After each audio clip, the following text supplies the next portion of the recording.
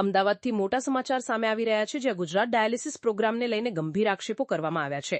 આરોપ છે કે ગુજરાત ડાયાલિસિસ પ્રોગ્રામ હેઠળના પ્રોગ્રામ ઓફિસર કિરણ પરીખ દ્વારા અંદાજે 82 કરોડ 50 લાખ રૂપિયાની રકમનું કામ તેમની પત્ની સાથે સંકળાયેલી કંપનીને આપવામાં આવ્યું હતું અને આ સમગ્ર મામલામાં મોટા પાયે ગેરરીતિ થઈ હોવાના આક્ષેપો ઉઠ્યા છે.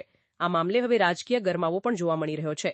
કોંગ્રેસ પક્ષના ડોક્ટર પાર્થિવ રાજસિંહ કઠવાડિયા દ્વારા આ સમગ્ર પ્રકરણની નિષ્પક્ષ તપાસ કરવાની સાથે જવાબદાર લોકો સામે ફોજદારી કેસ દાખલ કરવાની માંગણી કરવામાં આવી છે. મહત્વની વાત એ છે કે કેગના રિપોર્ટમાં પણ આ વ્યવહાર અને પ્રક્રિયા અંગે વાંધા તથા ગેરરીતિઓનો ઉલ્લેખ હોવાનો દાવો કરવામાં આવી રહ્યો છે, જેના કારણે સમગ્ર મામલો વધુ ગંભીર બન્યો છે. હવે સવાલ એ છે કે સરકારી નાણાં સાથે જોડાયેલા આટલા મોટા કામમાં નિયમોનું પાલન કરવામાં આવ્યું હતું કે નહીં? શું સરકારી પ્રોગ્રામના કામની ફાળવણીમાં હિતોના ટકરાવનો પ્રશ્ન ઉભો થયો છે? અને જો આક્ષેપો સાચા સાબિત થાય તો જવાબદાર અધિકારીઓ અને સંબંધિત કંપની સામે કાયદેસરની કાર્યવાહી ક્યારે થશે? કોંગ્રેસ દ્વારા ફોજદારી કેસની માંગણી બાદ હવે સરકાર અને સંબંધિત વિભાગ આ મામલે શું કાર્યવાહી કરે છે તેના પર સૌની નજર છે. આ સમગ્ર મામલે સંબંધિત અધિકારી, કંપની તથા સરકારનો પક્ષ અને સત્તાવાર દસ્તાવેજોની વિગતો પણ એટલી જ મહત્વપૂર્ણ રહેશે. હાલ માટે આ મામલે સૌથી મોટો પ્રશ્ન એ છે કે 82 કરોડ 50 લાખ રૂપિયાના આ કથિત કૌભાંડની સત્યતા શું છે અને જવાબદાર કોણ છે? કેમેરામેન સાથે હરીશ યાજ્ઞિક, ઓસ્કાર ગુજરાતી ન્યૂઝ, અમદાવાદ. શું થાય છે? શરીર તો બગડે છે, આપણે કમાઈએ છીએ તો આપણા પૈસાનો પણ વ્યય થાય છે. તો ખાસ આપને વિનંતી કરીએ છીએ કે આપ વ્યસન છોડી દો.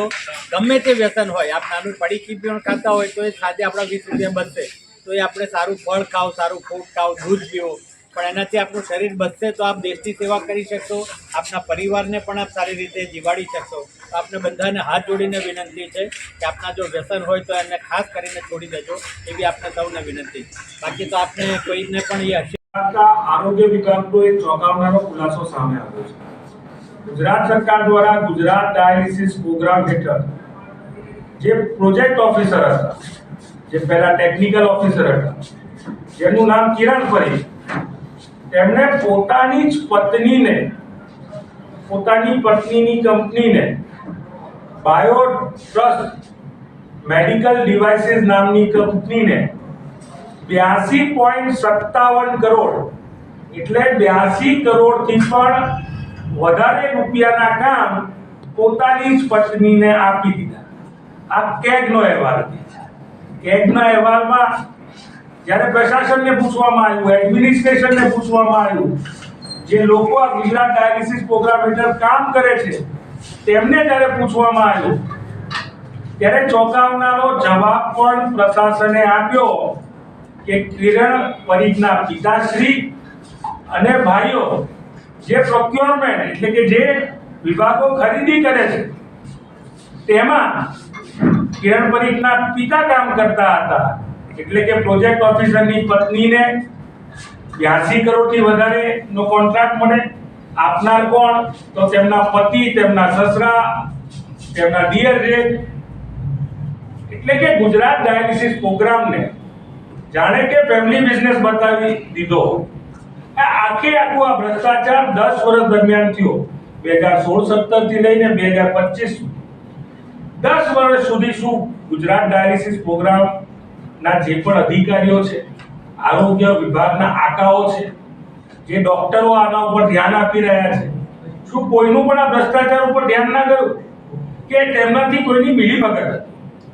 પેલી કહેવત છે ને કે ઘરના ભૂવા અને ઘરના દાખલા, તે પ્રકારની પરિસ્થિતિ ગુજરાત ડાયાલિસિસ પ્રોગ્રામમાં કેગના અહેવાલ મુજબ જોવા મળે છે કે 82 કરોડનો કોન્ટ્રાક્ટ, અલગ અલગ કામોના કોન્ટ્રાક્ટ પ્રોજેક્ટ ઓફિસર પોતાની પત્નીને આપી દે. પુરાવામાં જીએસટી ની માહિતી છે, જીએસટી નંબરની માહિતી છે, ઈમેલના પુરાવા છે ફાઇલોમાં, જેના આધારે કેગના અહેવાલમાં મુદ્દો મૂકવામાં આવ્યો છે.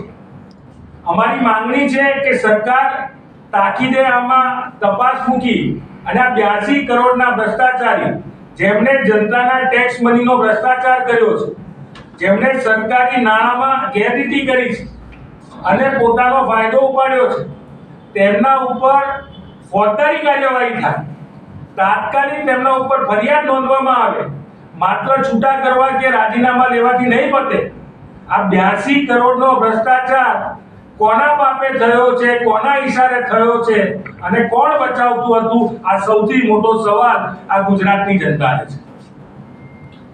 છે. કેટલા વર્ષમાં 82 કરોડ અને કઈ બાબતોના એ 82? અલગ અલગ પ્રોજેક્ટોના નામ, અલગ અલગ કોન્ટ્રાક્ટોના નામ. 82.57 કરોડ એ ગુજરાત ડાયાલિસિસ પ્રોગ્રામના પ્રોજેક્ટ ઓફિસર હતા કિરણભાઈ.